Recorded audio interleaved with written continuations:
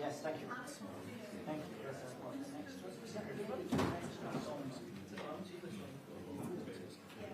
Well, that was not the time to find out what it's going to be.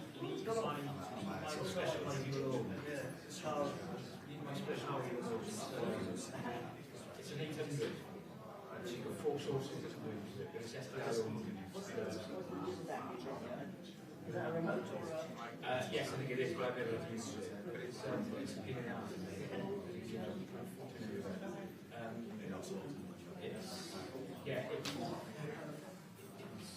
It's very good. It's 5G as well. yes? Are they getting bigger again? We've got 300 there. You've got a few of them. Yeah, you've got a few. Yes, but there's only 4 cities. and the 200 was quite a good size. Yeah, so but it's 304 cities already. These are just 8 cities. But it's also 210 connections. That can take 2 Wi-Fi to 8 cities. And then you've got 4 options. So it goes back into squares, 4 sectors. So if I put 4 cameras in, you come up as 4 sectors. Which means that it comes into a gallery. All of that one? All of that one. Audio to YouTube. But then, you know, I broadcast what 5-hour special from Wales. Just for how we mix it.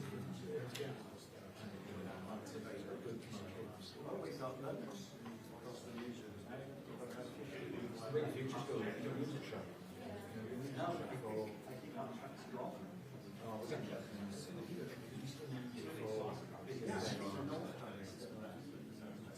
Yeah, no, it's a proper track. It's a re-kitted piece. It's got a micro TV installed into the back of the van, and then the dish is an internet connection. Like it connects to rather than a proper dish. I remember the days this operator, he was a truck operator. Yeah, what we started with. film we had someone last crossing, like I said, they only done that so I was there to wait.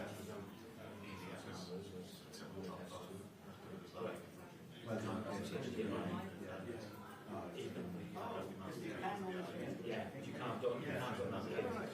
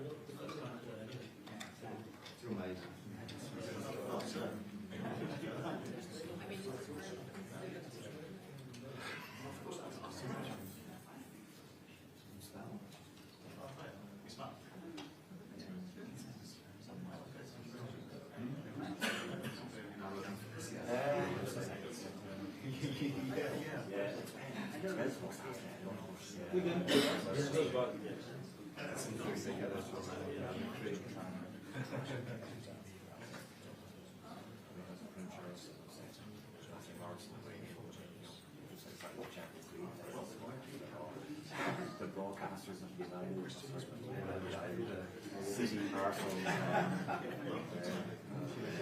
Chelsea.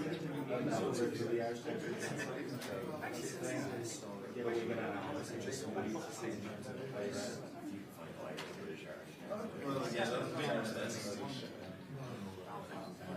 how do you find it? It's good. I mean, it's good big in the Irish side.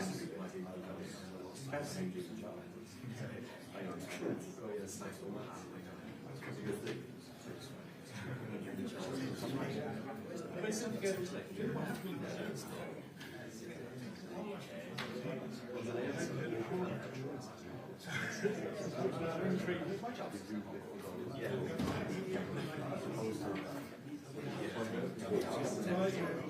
just stick it on the floor.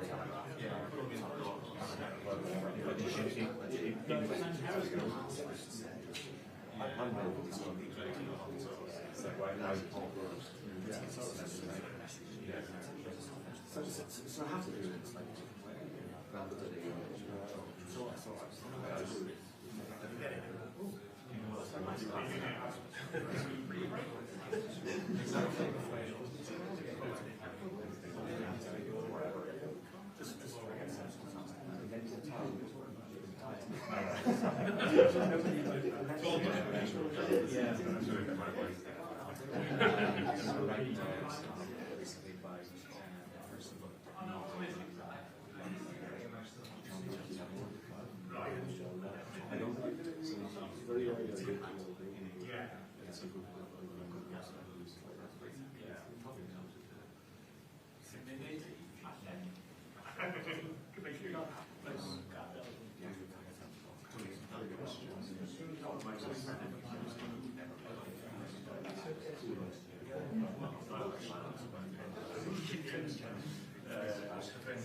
Yeah.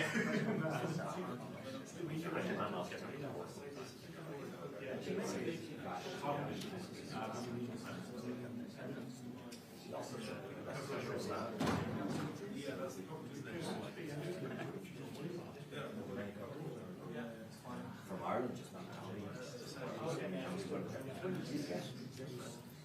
wire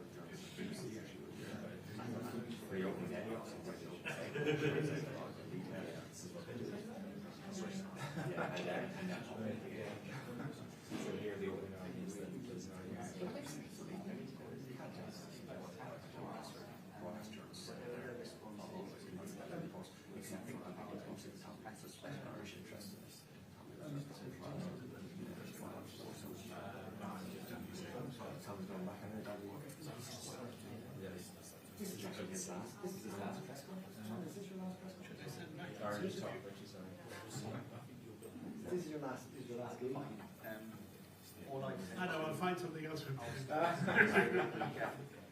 Yes, you have to do a Christmas tree.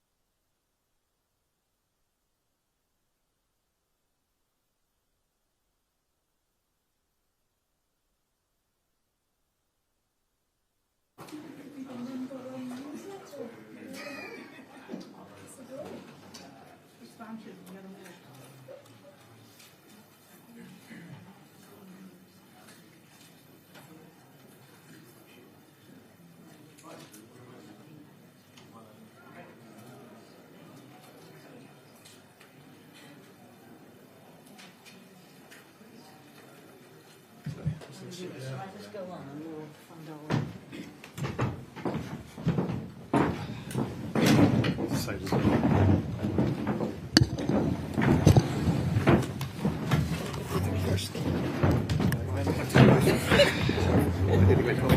Were you in first?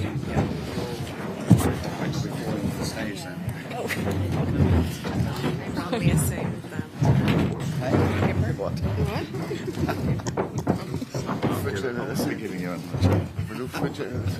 Pnawn da, dwi'n yn gweithio? We're going to do it all in Welsh. It's fine. Diolch yn fawr iawn i chi am ddod. Welcome to all of you who've joined us, and particularly if you've come from outside of Wales. It's been a real pleasure to host the British Irish Council Summit here in Wales. The Council plays a vital role in fostering cooperation and shared understanding across these islands.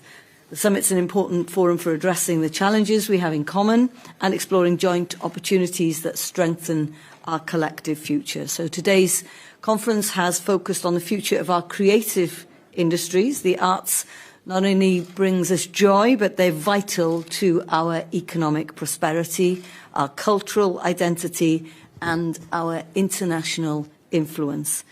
Creativity has always been our way of understanding ourselves and each other. And today and yesterday, we've been delighted to showcase some of Wales's leading creative companies, including Bad Wolf, the TV production company with the highest turnover in the UK last year. The guests also got to experience a bit of our own Gavin and Stacey. We were delighted to have the company of the one and only Ruth Jones last night, also known as Nessa. And we even hopped aboard Dave's coaches. And this morning's plenary session, we were treated to a poem by the Archdruid of the National Eisteddfod, the wonderful Merarid Hopwood. I think all of these things are a reminder of art's extraordinary power to close distances between our nations, our communities, our culture, and our people.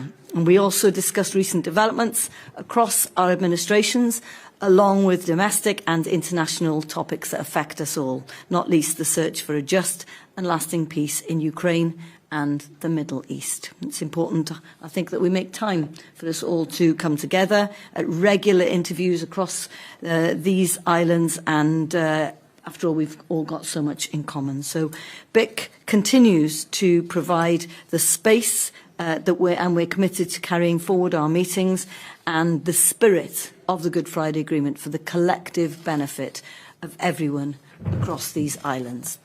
So I'd like to invite questions now. I think got the first one from Cemlyn Davis, BBC Wales. A question to Darren Jones, please. We've found out this week that a number of Labour Senate backbenchers have written to the Prime Minister accusing him effectively of breaking promises when it comes to devolving more powers to Wales, but also of rolling back the present devolution settlement. Are they right, and what does that tell us about the relationship between UK Labour and Welsh Labour? And First Minister, if I may as well, do you agree with your backbenchers? Well, look, thank you for the question. I think the clear case here in the last 18 months has been the power of two Labour governments working together to deliver for the people of Wales. You've seen that in a record-breaking settlement, the highest budget ever for the Welsh Government since devolution began, but also a very clear record of success in those 18 months in delivering for Wales, whether it's on AI growth zones or the small modular reactors, Wilva, or additional investment into rail and support for coal tips. Lots of these issues, of course, were on the agenda for many, many years under the last government, but unfortunately under the Conservatives and the coalition government, those promises were not being delivered. Under this Labour government, working in partnership with our Labour friends in Wales, we've been delivering on that at pace. I think there's some reference to how we support communities across the United Kingdom. We're very proud of our Pride in Place support for local communities, and I know that that funding will be working in partnership with the great work that Eluned and the team are doing here in Wales to make sure that we're not just renewing the economy and renewing the state, but renewing communities across the country in line with our promise of change. Thanks. Our position as a government has always been very clear on this. I raised the issue with the Prime Minister last week. We work together on these issues. We have a very good relationship, and we continue to discuss. I think demonstration of that relationship it will be shown this afternoon in the fact that the UK government have chosen to launch their new child benefit poverty strategy here in Wales, something that is absolutely critical to the children of our country. And already the fact that the child benefit cap has been lifted will help to support almost 70,000 children just here in Wales. Ellen, could I come in on that question? From a Scottish perspective, the issues are the same as have been raised by the Welsh Senate members, and I answered a question on this in the Scottish Parliament yesterday to say that I thought there was no case for the Internal Market Act to be sustained. I thought it was an error post-Brexit to undermine the devolution settlement, and I would encourage the Labour government, as we have done privately and publicly, to repeal the Internal Market Act because it undermines the devolution settlement that people voted for in 1997 in the respective referendums in Scotland and Wales. Could I move now on to Brendan Hughes? Good afternoon, Ministers. This is just a question for Northern Ireland's Deputy First Minister and also for the UK Government. Firstly, in relation to Northern Ireland, we know that there is a storm monitoring round due to come up. Have you reached an agreement on when that monitoring round is going to be? We have heard it could be Monday or Tuesday, or is there some sort of disagreement between ministers on when that should be? You said, Michelle O'Neill, First Minister, that you wish to challenge the Prime Minister on the budget. What did you say to him when you met him today? And perhaps the Deputy First Minister wish to say what she's told the Prime Minister. And do you back John Swinney's call for the Chancellor to resign? And then this is just a question for everyone. Should the UK follow Ireland and boycott the Eurovision Song Contest? Thanks, Emma. Thank you. It was a good opportunity to speak directly with the Prime Minister so shortly after the budget. Like, we emphasised that while there were some good aspects to the budget, we do feel that it was a missed opportunity. We need to have economic growth in Northern Ireland. We need to have economic growth across the UK. These types of fiscal events are an opportunity to try to get that economic growth to support businesses. You don't get economic growth by taxing those who work more. You don't get economic growth by putting more and more cost onto businesses. So we do feel it was a missed opportunity. We conveyed that today. There were a number of specific issues, of course, we wanted to see, not least that VAT reduction pilot for Northern Ireland, the issues with agricultural relief, the changes that had been proposed, and we want to see that reversed in this budget. So there were a number of key things that didn't happen. But of course, as we said to the Prime Minister, it's incredibly important that we do work together to try to ensure that as we move forward, we are doing what we can. Because, of course, public service investment is important. We see that in Northern Ireland all the time. There's big challenges that we face, but we can't do that without that public spending aspect to it. And we are limited in what we can spend in public spending if indeed we don't get that economic growth across the UK. So look, I think there's an appetite right throughout for this UK government to get a grip of the economy, to really work to support business and not to be taxing business and working people and making things even more difficult for them. Yeah, and just to add to that, so I said publicly before I came here that I would put directly to the Prime Minister the anger that's out there among many families and households that are really struggling to meet their food bills, that are really struggling with the cost of living crisis, and I feel that this budget was a missed opportunity, and I said that directly to the Prime Minister today. I don't believe the policy choices being made in London reflect the needs of the people that we represent at home, and I wanted to underline that. I also say, Brenton, in terms of the monitoring round, it's just a scheduling issue. We are close to completion, but we have to have an executive, and we want to have that in advance of the Assembly going into recess. So Monday or Tuesday, hopefully for next week, for us to be able to get to the point. There's no issue. It's just a scheduling thing, a planning issue. On the Eurovision, I absolutely agree with the decision. I think it's the right and appropriate decision to take. This is the biggest crisis of our time, humanitarian crisis of our time, and when genocide prevails, and I think countries need to take action that actually sends a very strong message, and I think this is another one of those messages. I think it's important to add as well that we took the opportunity, and I took the opportunity to raise the continuing issue with veterinary medicines directly with the Prime Minister. The grace period is due to end in January. I think many pet owners have received emails from companies in GB that supplied them for veterinary medicines withdrawing from the Northern Ireland market. We've seen the British Veterinary Association and vets very worried about what is happening. I also raised the issue about GB registered new cars and that derogation coming to an end. Look, it is my view that these grace periods should be extended. The derogation should not come to an end while the discussions with the EU are ongoing with the UK Government. There is a period of time, there's a gap between what it will be the conclusion of those substantive UK-EU discussions, and I think it's critically important that we create that stability for businesses in Northern Ireland. We do not add to the bureaucracy and disproportionate nature of those processes at this time. So it was a call to the UK Government to extend those grace periods and to not allow those derogations to end while those discussions are ongoing. Thank you. Look, I think the focus on everyone should be on what is actually going to make a meaningful difference in the Middle East. That must mean supporting all efforts to stabilise the ceasefire. I'm glad to see that the UK Government and others are working to help to stabilise that peace. It's a very fragile situation, but quite frankly, boycotting a singing competition is not going to make one jot of difference in terms of moving forward with a peaceful resolution and permanent resolution to that conflict. Would you like to add anything about the... No, don't bother. No, we can do it. I think it's probably come up later, will it? Okay. Well, if Yep. you want Sure. to answer it now, obviously, I think lots of people would be interested in Taoiseach's view. Oh, sorry, I just conscious. Okay, let's move on to that. Well, Do you want to deal with it now? I'll deal with it now. Okay. Yeah, or others going to. I'm conscious you vote 5 other, and they may come on to that. Is that? Arts on Mark. Okay. Well, first of all, just got to say, I fully understand the decision of RT as a broadcaster, because there are two groups of people among many who acted extremely brave during the war in Gaza, the medical community and journalists. And this is, among other things, an act of solidarity with those journalists who were killed in breach of international humanitarian law during the war in Gaza. Without those journalists, the world would not have known, to the degree that it knows, the horrors of what transpired in Gaza. So I understand that fully. I think our focus has to be on peace and how now can we contribute to the bedding down of the ceasefire, and how can we as a country, and Ireland is up to contributing to the peace process, and we work with other like-minded countries in that respect. In fact, our decision to recognise Palestine was in the context of the Arab Partner Peace Initiative.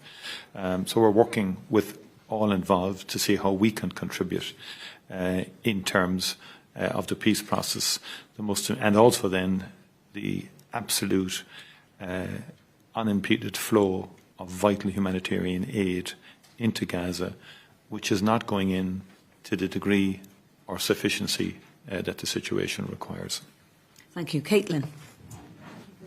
LBC.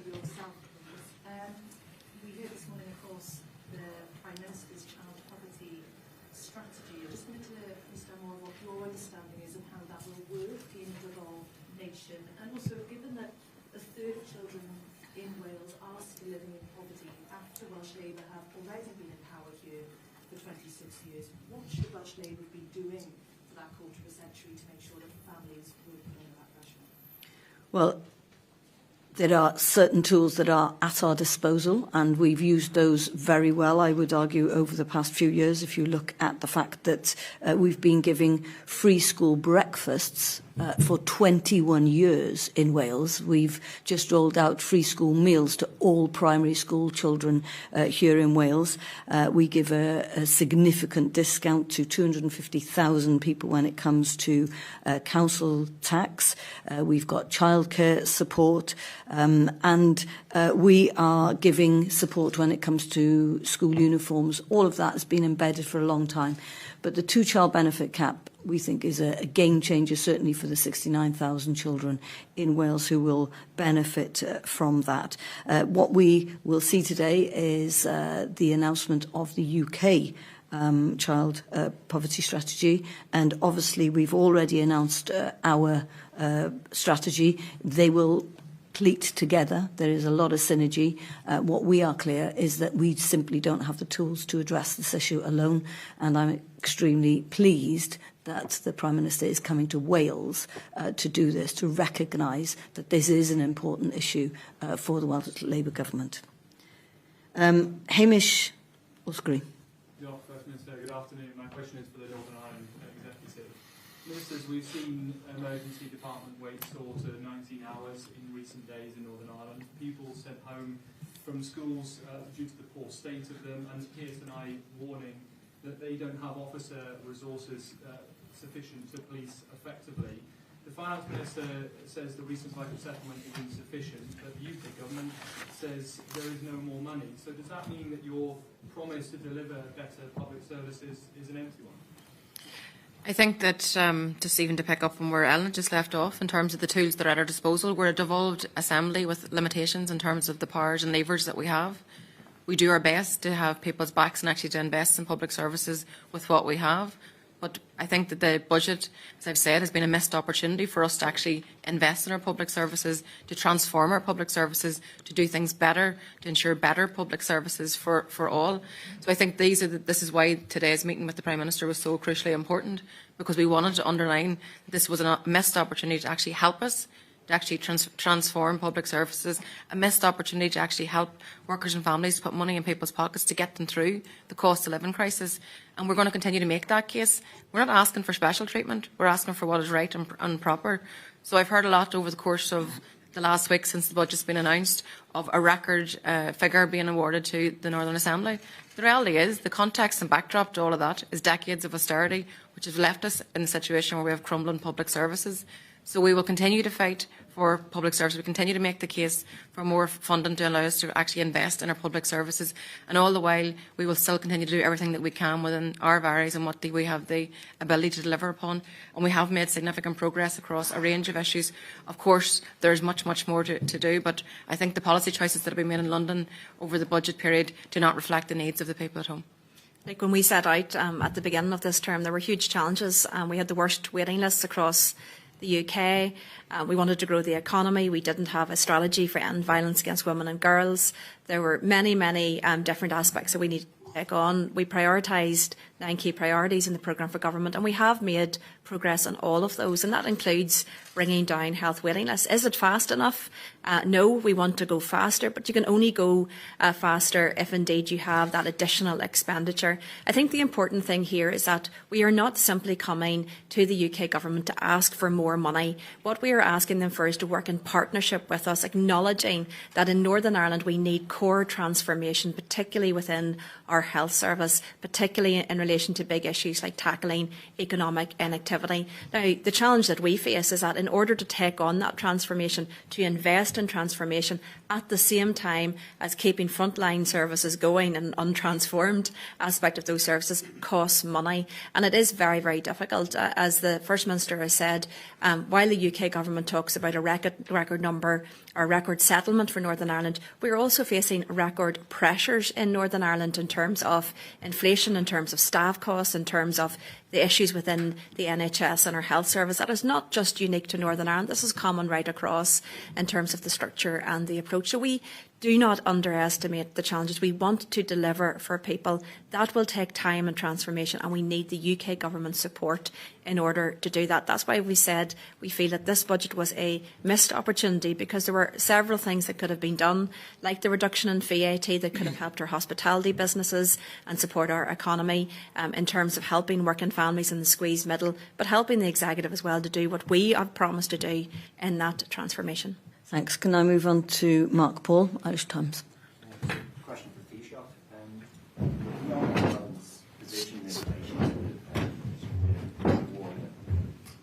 Northern Ireland's position just in relation to Israel and Gaza and the war in the Middle East, but whether it's that issue or whether it's Eurovision or whether it's the Occupied Territories Bill or whether it's the Herzog Park issue, rightly or wrongly, there is a perception developing of Ireland abroad in relation to its attitudes to Israel and its attitudes to the Jewish state. And I suppose my question is, when you come to international fora like this, do other leaders of other countries raise this with you? Are you concerned by it, or do you think Ireland is unfairly targeted by Israel for criticism for stances that are taken in Ireland? Yeah, well, first of all, I think, just to be very, very clear, the Irish position has always been guided by the principles of international humanitarian law. And we have been very supportive of international institutions such as the ICC, the International Criminal Court, the ICJ, and we have followed the judgments of the ICJ in respect of the occupied territories, and that was the context for the Occupied Territories Bill. And that is something that's shared across the European Union now by a large number of states. We did recognise earlier than others the Palestinian state along with Norway, Slovenia and Spain. But others followed this year in a significant move by France, which I think did put pressure to try and move towards a peace settlement. Ireland, in the context of the Middle East, has always been genuinely committed to a two-state solution and then conflict resolution, given our own experience on the island of Ireland in terms of conflict, to try and contribute in a genuine way to resolving conflict, to demilitarising and so forth. So that's the principles that have guided our action. It is regrettable that at times our actions have been portrayed, certainly by the Israeli government, the current Israeli government, and certain other interests, as being anti-Israel, which it's not. We are not anti-Israel. We've always recognised the right of Israel, of course, to exist. And we want harmonisation between the people of Palestine and the people of Israel. And our view is, from our own experiences, that people can only live in harmony together when you eliminate conflict, when you have parity of esteem and respect between all the peoples who are sharing the same space. And it's a very small space within the Middle East that both Palestinians and Israelis share. And our genuine desire is for a peace process to emanate from the current ceasefire, which is very, very welcome. There are perceptions. You are correct in identifying that there are perceptions. We think some of that has been weaponised against Ireland unnecessarily. I think the Israeli government tends to have a view that if you're not on their side, or if you don't take a position that they articulate, therefore you're completely against, which we all know that situations are much more complex than that, and very often there's a lot more nuance than the simple one side or the other. And so we regret the sense of people trying to put Ireland into a box that is not merited. I oppose the renaming of Herzog Park. I think that was, in my view, and is a wrong thing to do. It's an erasure, an attempt to erase from our history a very significant contribution of the Irish Jewish community. Indeed, during our War of Independence, and subsequently in my own party, the Briscoe family, Robert Briscoe, wrote a very good book in terms of his experiences in the formative years of the Irish state. My own city of Cork, where the Jewish community made a very outstanding contribution in commerce and in business and in politics. And the late Gerald Goldberg becoming Lord Mayor of Cork. Robert Briscoe and his son Ben became Lord Mayors. Mervyn Taylor in terms of his contribution to successive Irish governments as an Irish Labour Party minister, and so on and so on. And I think whether people intended it or not, to rename Herzog Park to the Jewish community within Ireland was their, not just perception, but their sense of it was an attempt to erase their history. Now, those proponents would deny that, but that is clearly what has, and you have to look at it through the prism of the community. And the Irish Jewish community clearly had that view, and I share that view. And that's why I was very clear in saying that should not go ahead and should be withdrawn in its entirety. Thanks. I'm afraid we're running very late now and people have got planes to in there, yeah. catch. I think get Tommy in, yeah. Yeah. Tommy? We've got Tommy Maskell? Sorry, we're going to lose people as we go along, sorry, because people do. Tommy? The Russian ambassador to Ireland has criticised the decision of your government to facilitate the visit of President Zelensky to Ireland this week, put out a statement this morning. Specifically, he criticises you for trying to portray Ukraine as some sort of bulwark of democracy. I'm just wondering, what is your reaction to that statement, and how will you be responding formally to the ambassador? Well, first of all, look, the ambassador has a track record at this stage of attacking the Irish government and criticising me on a consistent basis.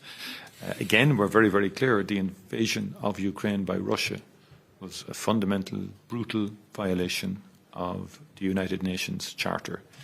And no power can behave in such a manner. the destruction of Ukraine, the killing of so many people, and destruction of civilian infrastructure, of energy infrastructure on the scale that has happened is reprehensible. And I would say to the Russian ambassador to please bring back, a message to the Russian government to please engage and stop this war. There is now, in my view, the basis to stop this war. There's a lot of diplomacy going on. President Trump is working hard to try and bring about a ceasefire. President Trump has a genuine hatred of war. And I think the work of the British Prime Minister Keir Starmer, along with President Emmanuel Macron and others in forming the coalition of the willing, has been a very effective process to give support to Ukraine, but also to create conditions which would facilitate a sustainable peace settlement. And all focus should be on that. Ireland will always facilitate, a visit from other nations and other countries, and we were very happy to facilitate the visit of President Zelensky, who I've met now on numerous occasions, and I've been to Kyiv. It was a good visit. The people of Ireland responded very warmly. Our legislature responded very warmly. And I want to pay tribute to all involved in making it such a successful visit, particularly on Garda Síochána, aided and supported by our defence forces. And we make no apologies, obviously, for inviting President Zelensky to Ireland. And we're now looking at a strong bilateral relationship over the next number of years between our two countries. And we look forward to helping, along with Britain and others, and our European colleagues, to facilitate the reconstruction of Gaza in the event of a peace settlement. Thanks. Rod Minchin. Yeah. So, do you feel that the absence of Sir Starmer around this table undermines the importance of this summit today? Keir Starmer's been sitting with us around the table. He simply isn't here for the press conference, so that is traditionally how it's always worked in these events. Thank you. In fact, we have to pay tribute to Prime Minister Starmer. He's been more than anybody. If you contrast, it was something that was said by one of the contributors, just the contrast between the involvement and the engagement of this Prime Minister compared to what happened before, when the Prime Ministers very, very rarely turned up. You can see that this is a Prime Minister who's absolutely committed to the Good Friday Agreement, that is determined to make sure that the relationships between these islands are strengthened and that we work together in order to build those bonds and to make sure that there is a future for all of us where we can gather together and work together. Thank you. Ben Price, BBC. Question for John Sweeney. Another big moment for Scottish football today with the World Cup draw. Are you excited? Where will you be watching? Well, I think the timing of the World Cup draw is going to be deeply inconvenient with my travel plans because I suspect, I fear, that the critical moment I may be mid-air on my return to Edinburgh. But it is a hugely exciting moment. I think we are all still just about coming to terms with the excitement of the game a week past Tuesday, which was an extraordinary, 2 weeks past Tuesday, I should say, an extraordinary experience. And we're very optimistic about what lies ahead. There's numerous people in Scotland have bought their tickets for flights to the American continent already. No idea where we're playing, but such is the excitement, and we look forward to having confirmation of it all later on today. Thanks very much. Will Hayward, last question. Thank you. So this is for the Minister of Inter-governmental Relations. Unlike Scotland and Northern Ireland, Wales will get no consequential for HS2 funding, which will cost Wales billions of pounds. The First Minister of Wales has made it central to her ask from the UK government to get that fair funding. When this was raised in the Commons, you said Wales should be more grateful for the funding it is receiving on rail. Do you think Wales is getting a fair deal on HS2 consequentials? Firstly, if you check the transcript, I said the Liberal Democrat MP who asked the question should be more grateful, not the people for Wales, just to clarify your question. But look, I recognise the criticism of the previous government from Ilunid and the team here in the decisions that the Conservatives took about funding for HS2. We can't rectify the past, but what we have done since coming into government is committed hundreds of millions of pounds over the next few years. Following the Burns Commission, had a great announcement, I think, this week with the Transport Secretary coming over with Ken and the team looking at Cardiff Station. And I know there's more that we can do to continue to invest in Wales, because that is exactly what happens when you have two Labour governments working to deliver for the people of Wales. In stark contrast as you set out in your question, to how it used to work when the Conservatives were in government in Westminster. Diolch yn fawr iawn. Thank you very much for coming today, and that's the end of a very successful week for the Welsh Government in Wales. Thank you. Thank you very much.